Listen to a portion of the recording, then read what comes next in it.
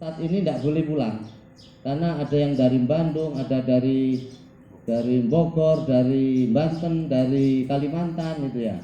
Nah, itu tidak boleh pulang jadi di sini gitu. Ya. Nah, ini alhamdulillah di samping tujuan demi keamanan pondok, karena markas seluas ini Pak, kalau hanya kiai sama bunyai tambah anak saya kecil-kecil ini tidak takut itu Pak, ya tidak takut. Jadi tambah pasukan lagi gitu. Kalau ndak Pak polisi setiap hari di sini, ya tinggal milih ya. Iya tinggal milih gitu ya. Jadi saya rasa ini sudah kebijakan yang sangat tepat katanya Pak Rio tadi. Pondok menyisakan santri tidak pulang, dan kebetulan saya memang punya niat Pak Rio, khusus anak kelas 3 yang mau meninggalkan pondok ini perlu saya tambah pembekalan memang Pak. Karena mereka setelah ini sudah tidak di pondok selamanya gitu. Nah, jadi ini Bapak Ibu sekalian, supaya dimaklumi, anak Alia ini kapan dipulangkan yang saya tahan ini nanti tanggal 19 April pulangnya Pak. Nah, setelah itu 1 minggu kita kesepian hanya sama Ustadz. Nah, nanti ketika Ramadan, nah ini saya minta izin lagi nih nanti sama Pak Polisi nih.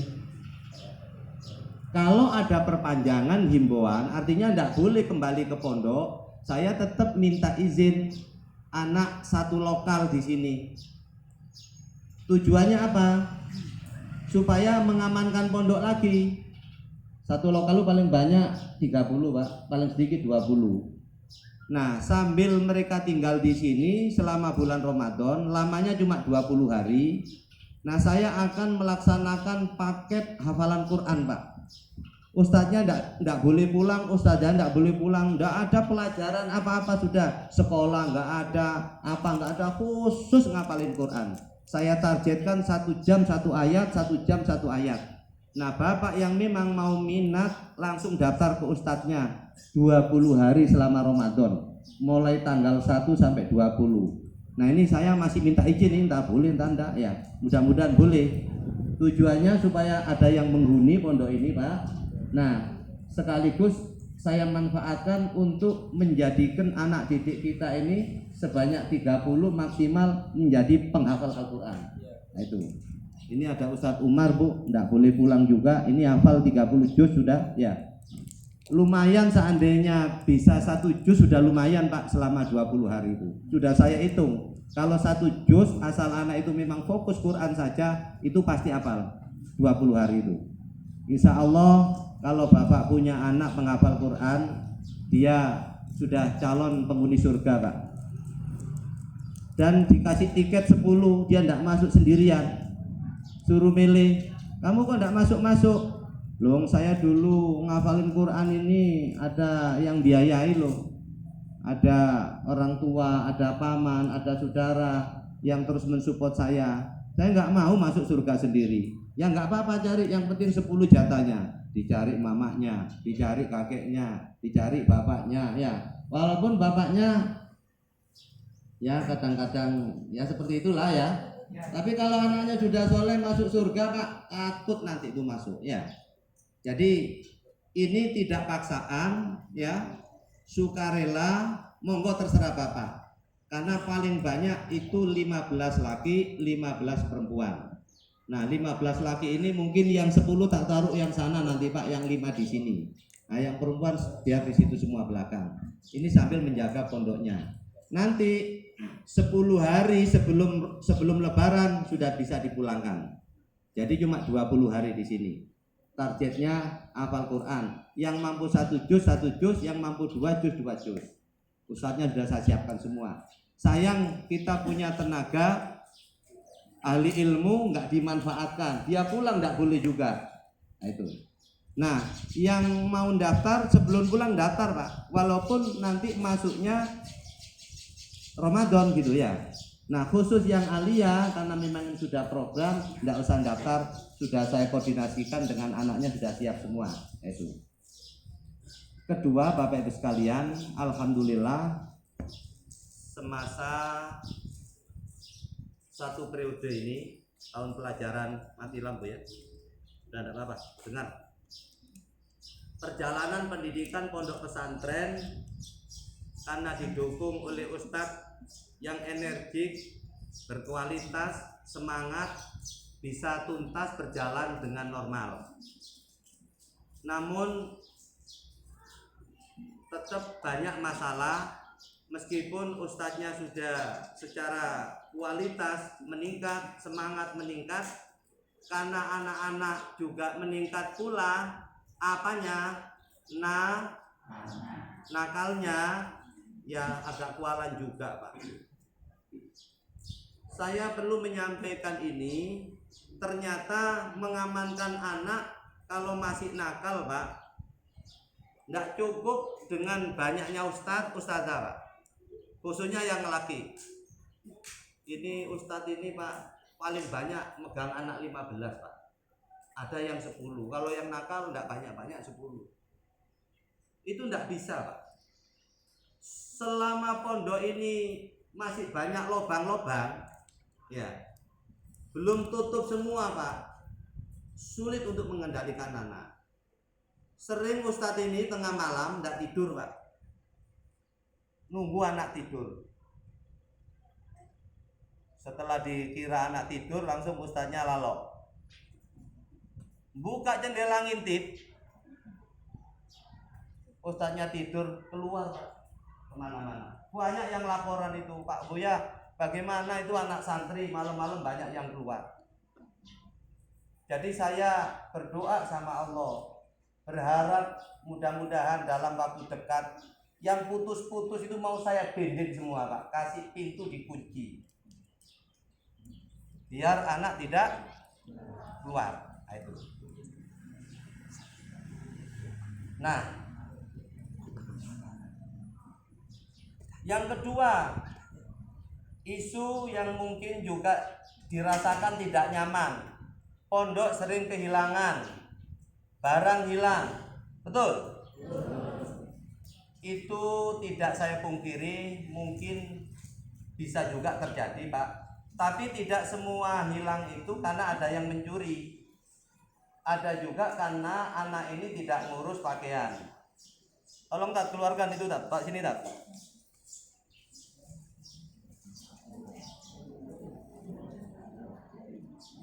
Selama liburan kemarin, saya Ustadz Bude-Bude beroperasi, Bu, di sana itu. Saya operasi semua, mendapati sarung banyak, pakaian ini banyak.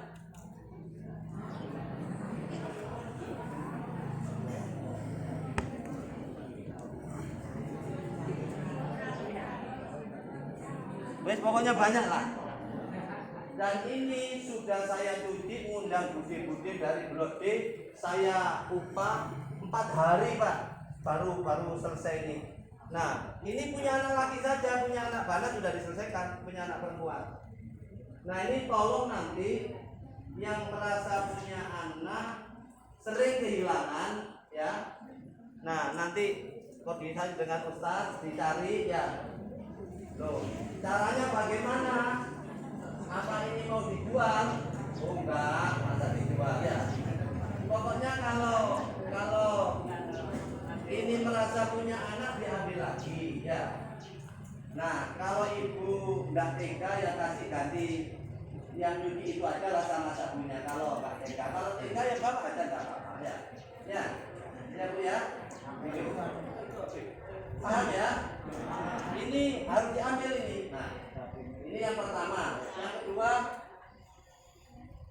apa ini?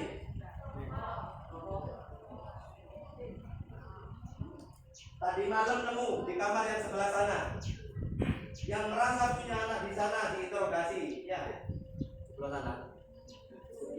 Nah, pokoknya ini. Rokok ini. Walhasil, Pak, kalau saya mau cerita apa yang memang menjadi kenakalan anak, mungkin sampai besok tidak akan selesai. Tidak akan selesai. Kami minta doa, mudah-mudahan tetap diberikan kesabaran. Amin. Karena begitu sulitnya ngurus anak zaman sekarang, Pak. Kenapa kok saya bilang zaman sekarang? Karena metodenya sudah harus dirubah. Kalau zaman kita dulu Pak, orang tua itu sudah betul-betul pasrah sama kiai sama guru ngaji. Nakal tempeleng dulu. Terus pulang nangis anak, lapor saya ditempeleng guru. Pasti kamu salah, tambahin lagi tempeleng lagi. Nah akhirnya produk tempeleng itu hasilnya bagus kayak kita ini. Nah sekarang tidak boleh lagi kayak gitu. Nangis dari musola, dari surau itu Pak, habis dipukul guru. Kenapa nangis nak? Pukul Pak Guru, tambahin lagi sama Bapak. Itu sembuh, akhirnya besok tidak nakal. Sekarang tidak bisa begitu. Nah, inilah makanya perlu kita harus kerjasama. Kami dengan Ustadz berbulan-bulan anak di sini dengan segala macam masalah kami hadapi dengan sabar, dengan tabah, dan anak itu tetap waktunya sholat, waktunya ngaji. Nah, minta tolong Bapak setelah nanti saya serahkan kembali di rumah, berapa lama? Kalau dia edaran pertama ini cuma 2 minggu sampai tanggal 19. Sanggup nggak Bapak ini mengawal anak, tidak keliaran, tidak keluyuran? Nah ini saya di depan polisi juga ngomong seperti ini. Harusnya yang punya tugas seperti ini polisi ya. Tapi saya juga wanti-wanti, jangan sampai keluyuran, jangan sampai main kemana-mana, apalagi situasi kayak begini. Nah, itu. Nah, intinya Bapak Ibu sekalian, ke depan saya mungkin perlu Bapak barengin ya. Dalam segala hal yang bisa Bapak berikan. Pertama, kalau memang punya pemikiran, ide, tolong sampaikan. Atau punya kelebihan harta, karena untuk menyelesaikan supaya anak aman, termasuk yang saya maksud logam-logam tadi itu, tidak cukup hanya pikiran dan doa Pak, tapi butuh juga dukungan berupa materi. Silakan Bapak Ibu salurkan. Masih banyak Pak yang menurut saya kurang layak. Salah satunya kamar mandi anak banin belum dikeramik, WC masih perlu diservis lagi, dan itu semua butuh dana. Dan kebetulan Bapak Ibu sekalian, tahun ini pengasuh sudah habis-habisan Pak. Bahkan Ustadz mau pulang ini Pak, tidak ada uang. Tapi adanya corona membawa hikmah. Akhirnya ustadznya tidak boleh pulang. Nah karena tidak boleh pulang, tenang kalau tidak punya uang. Ya. Dan memang jumlahnya tidak sedikit Pak. Rata-rata satu ustadz Pak yang harus disiapkan untuk biaya transport dan mengurus biaya administrasi pondok yang akan mendatang, yang mengirim ini, satu orang 5 juta. Bayar ke pondoknya, transportnya, uang jalannya, PP itu 5 juta satu ustadz dari Jawa Timur. Coba ada berapa ustadznya ini? 10 kali 5 juta berapa Pak? Coba biar tahu aja Bapak, bagaimana usaha pengasuh selama ini supaya anak Bapak ini ada yang membimbing. 10 kali 5 juta berapa? 50 ya.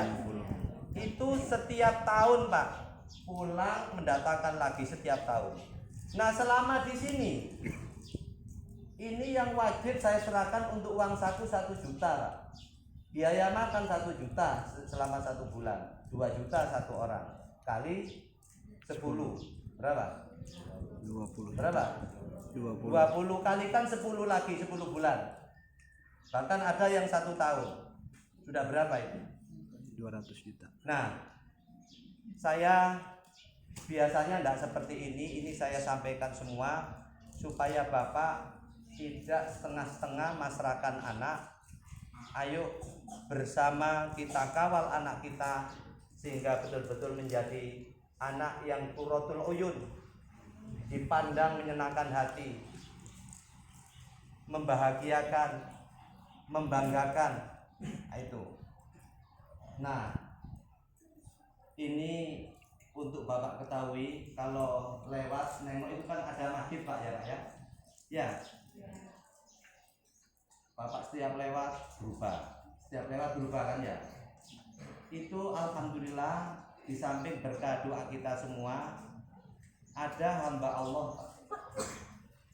Mulai awal saya mau bangun masjid, dia kebetulan masrakan anaknya ke sini waktu itu. Langsung dia dukung, Pak Kiai, saya dukung kalau mau bangun masjid.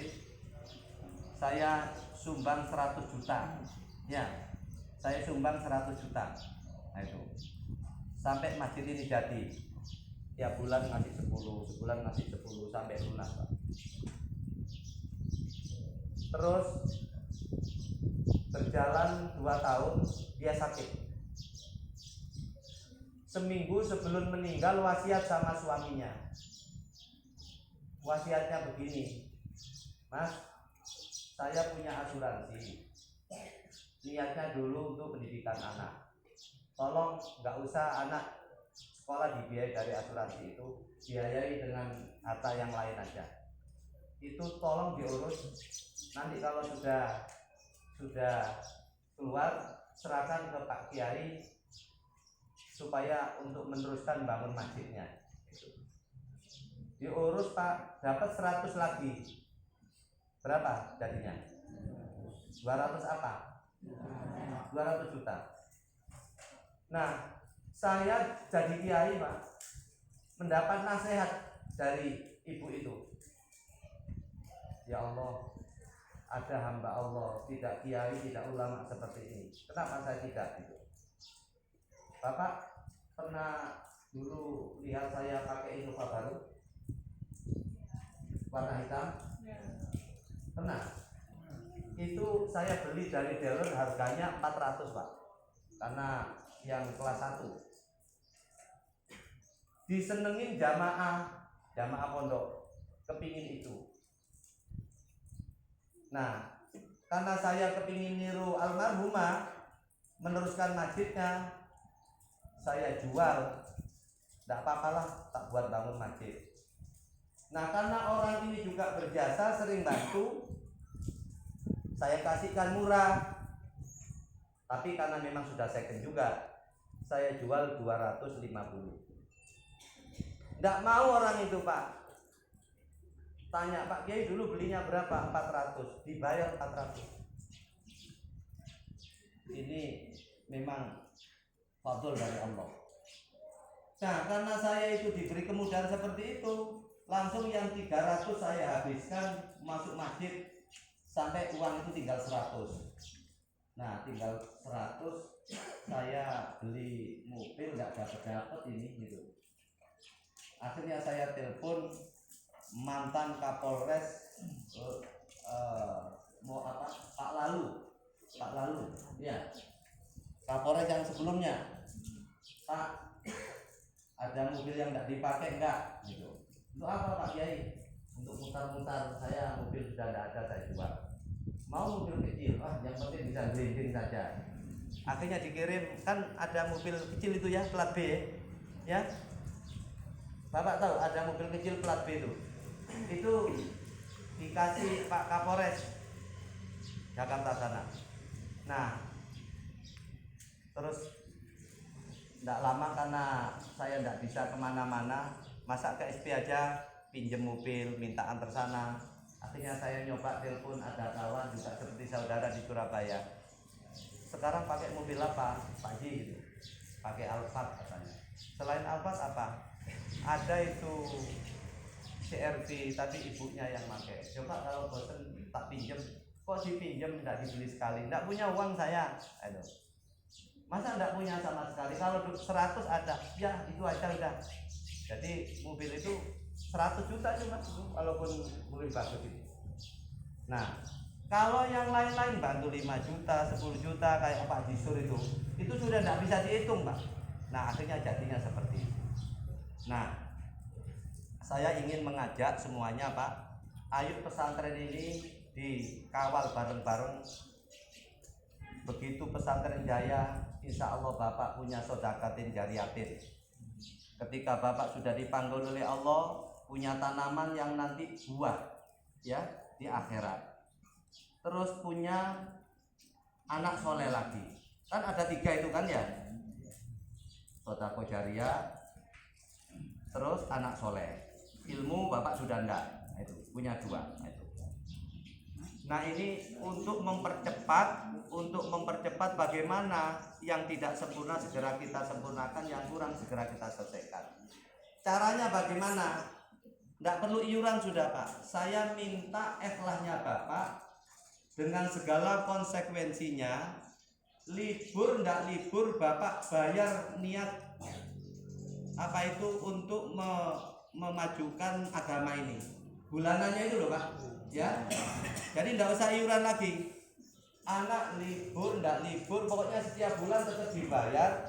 Nanti setelah dibuat untuk keperluan pendidikan, biaya ustadznya, sisanya buat teruskan masjid ya Pak ya. Diniati mudah-mudahan dengan sebab ini Allah menjadikan anak-anak kita anak yang soleh, anak yang solihah, syukur-syukur menjadi orang-orang yang bisa memakmurkan masjid. Di Al-Quran itu ada cerita seorang yang diberi nama Imron. Imron itu bukan nabi Pak dan bukan rasul. Pada zamannya itu sangat terkenal. Saking terkenalnya sampai dimuat dalam Al-Quran. Bukan di koran tapi dalam Al-Quran, yang kemudian menjadi surat Ali Imron. Artinya keluarga Imron. Istri Imron ini ketika hamil Pak, nazar, Rabbi inni nazartu laka ma fi batni muharrara. Ketika dalam kandungan, ya Allah, jika nanti bayi ini lahir laki, aku nazar akan aku serahkan untukmu menjadi penghuni Masjidil Aqsa. Masjidil Aqsa yang sekarang diincar oleh Israel. Nah Bapak mungkin waktu hamil ibu jarang berdoa, mungkin tidak nazar seperti itu, tidak ada kata terlambat. Pokoknya Bapak tepati bayar setiap bulan sudah. Itu ya. Mudah-mudahan nanti karena sering libur ini ada sisa, kita masukkan ke masjid dan semua pondok ini nawa itu mudah-mudahan dengan itu anak-anak kita nanti menjadi orang yang istiqomah memakmurkan masjid Allah, memakmurkan rumah Allah ya Pak ya. Bapak mengantarkan anak menjadi anak yang soleh, yang derajat ilmu dengan ibadah Bapak tidak sanggup. Setiap malam bangun, ya setiap malam bangun, ya Allah itu sudah tidak sanggup Bapak. Ya kadang-kadang aja. Yang mudah-mudahan lewat rezeki yang Bapak sisihkan ini nanti, walaupun itu tidak niat untuk iuran khusus, insya Allah kalau ada libur-libur begini Pak, ya kan tidak dipakai itu nanti diarahkan ke sana. Dan mudah-mudahan ini berlaku untuk selamanya sudah ya. Nah terutama yang punya anak kelas 3 yang mau berhenti, anggaplah itu sebagai napak tilas, kenangan, tinggalan yang insya Allah inilah mudah-mudahan menjadikan anak ini semakin berkah nanti. Jadi tidak usah nyangoni apa-apa sama Pak Kiai, ninggalinlah bangunan masjid entah apa berupa bayar bulanan full itu sudah selama 12 bulan. Mungkin itu yang saya sampaikan Bapak-Ibu sekalian. Dan terakhir, bagi anak yang saya isolasi, yang pertama sekitar jumlahnya 20, karena ini anak alia, ini saya izinkan bawa HP dan laptop, takut nanti perlu urusan ke kampus, ke universitas, mungkin mau apa, daftar atau mau apa ya, tapi tetap diamankan di ustadzanya. Tapi HP-nya HP jadul saja Pak. Ya, HP-nya HP jadul. Kalau untuk daftar kan cukup dengan laptop ya, bisa. Wifi bisa ya pakai laptop. Pakai wifi. Ada. Sudah ada wifi. Ya. Nah termasuk yang puasa Pak, yang puasa nanti kalau daftar boleh tidak apa-apa. Boleh nggak apa-apa. Bawa HP tapi yang jadul.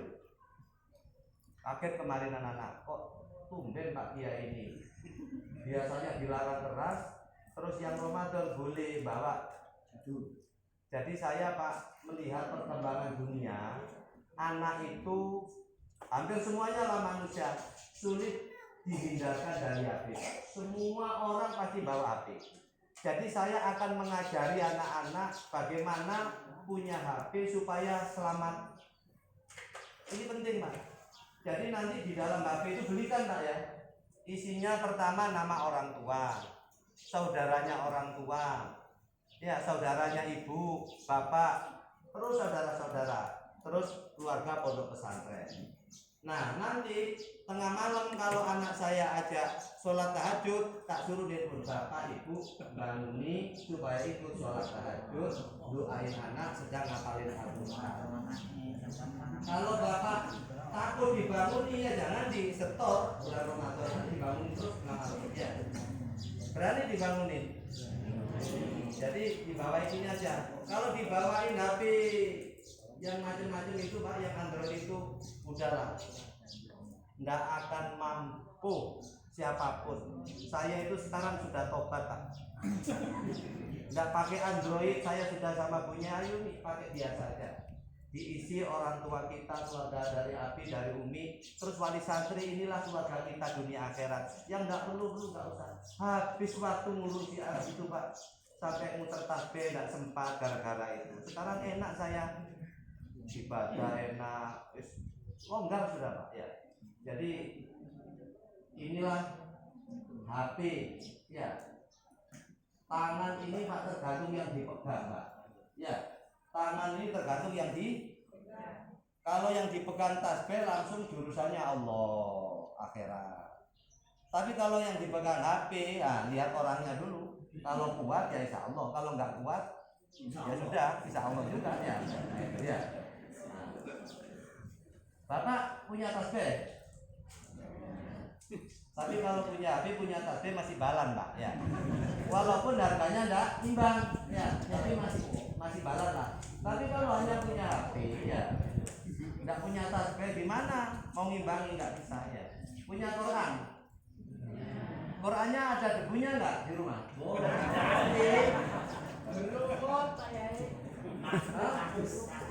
Pak, enggak berdebu, berlumut katanya. Jadi itu Bapak Ibu sekalian yang bisa saya sampaikan.